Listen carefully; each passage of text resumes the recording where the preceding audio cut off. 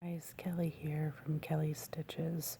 A little earlier today I created a video about starting with a diagonal pin stitch on even weave, and I promised a couple people that I would try to make a post about, or a video rather, about how to end using a pin stitch.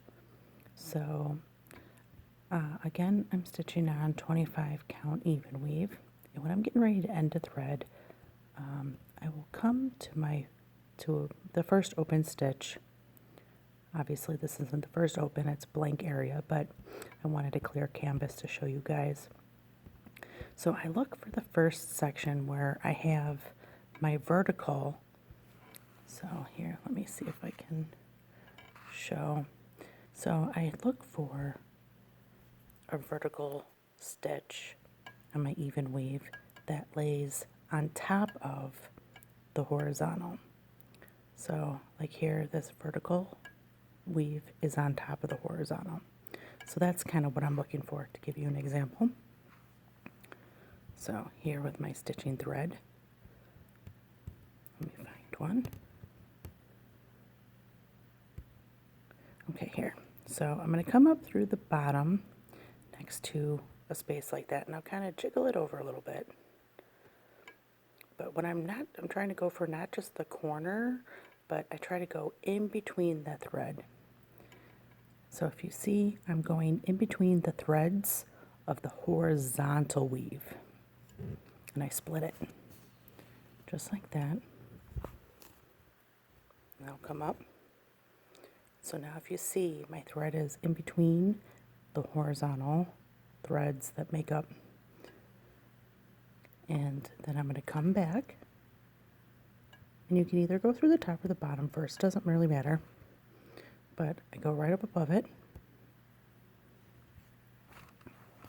and I go down, and after I go down, I kind of give it a little tug, and I'll give it a tug kind of to the right, that's closest to the vertical weave.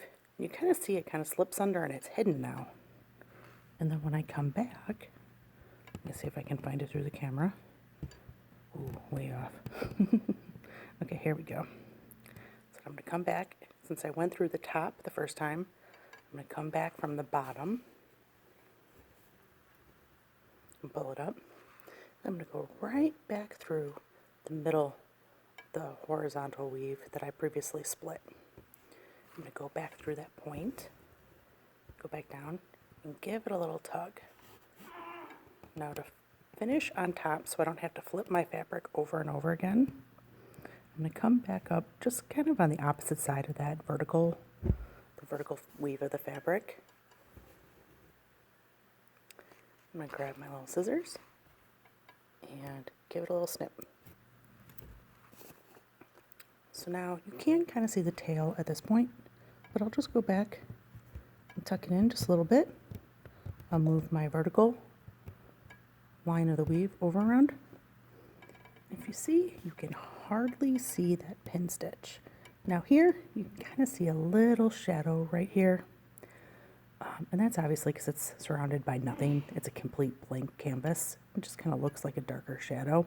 But now if I was stitching next to my regular, like in my project, you would never see that.